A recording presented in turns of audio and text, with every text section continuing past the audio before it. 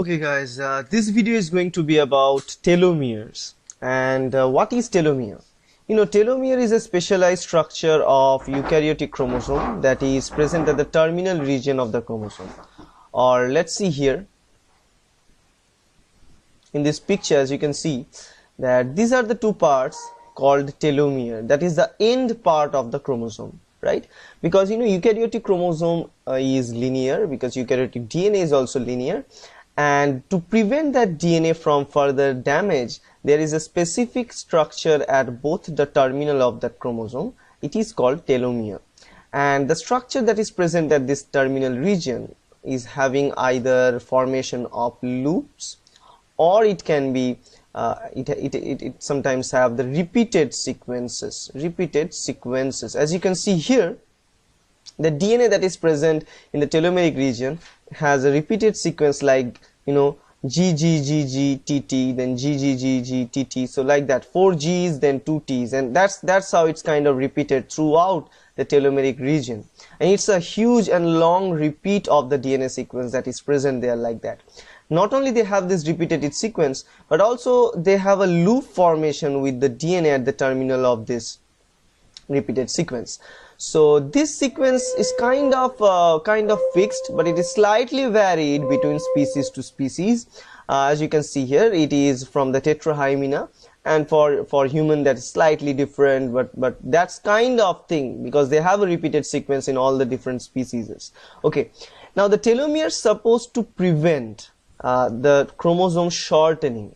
Chromosome shortening, so let me write chromosome shortening. Chromosome shortening is a phenomena during the replication of eukaryotic chromosome, and during the replication of eukaryotic chromosome, each time after each replication cycle, they lost a particular part of the telomere during each session. To prevent that from happening, there is a repeated sequence of the DNA, so that even though they lost some amount of chromosome from the terminal region, ultimately they have all the necessary coding region of the DNA present. Because if you look at here in this chromosome, you can find these dark blue color sections are there, and light color sections are there. Both of the sections are there. Now among them, suppose light color sections are the coding regions. So these are the coding regions. Actually all the necessary coding regions which code for proteins are present. But if you look at the telomere, there is no coding sequence present, because telomere is not somewhere which is responsible for producing proteins. It is only responsible for preventing rest of the coding and non-coding sequence of the chromosome, right? So that is what the function is.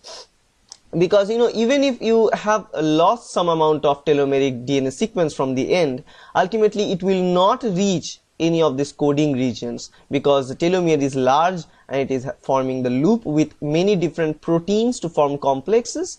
It's a huge complex, and complete structure of telomere is not yet been depicted, but it's under the very high influence of research nowadays, right? So that's all about how telomere looks like and the function of the telomere.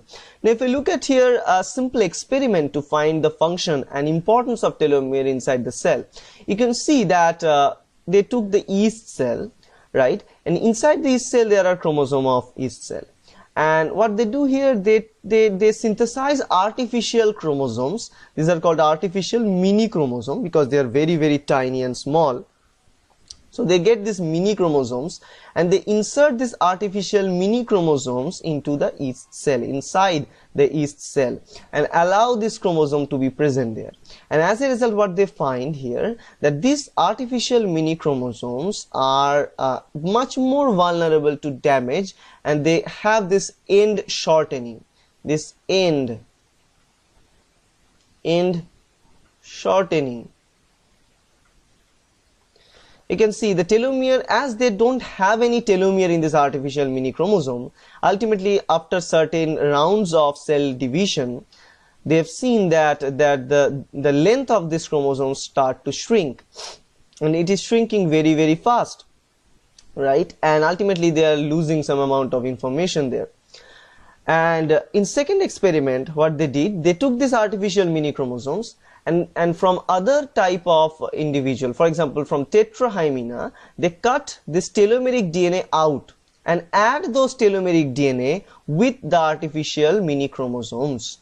Now the artificial mini chromosomes are prevented and they are guided with telomere at both the ends. Then they re-inject these mini chromosomes inside the yeast cell, and after certain rounds of cell division, those chromosome remains as it is. They don't get any damage, they don't have any damage, they don't lose any amount of DNA from the terminal end. And that is telling us the importance of telomeric DNA, because the telomeric DNA can prevent the chromosome from external damages and also the end replication problem. How they cope up with the end replication? To cope up with the end replication problem, they use an enzyme called telomerase. Now this telomerase enzyme can build that repetitive DNA sequence that we have seen at the telomeric region of tetrahymena chromosome. For example, if you look at here, this telomerase enzyme has a RNA template associated with itself, which acts like a template to synthesize rest of the DNA, right? So they have this sequence, RNA template sequences, right? And they also have the 3' hydroxyl region there.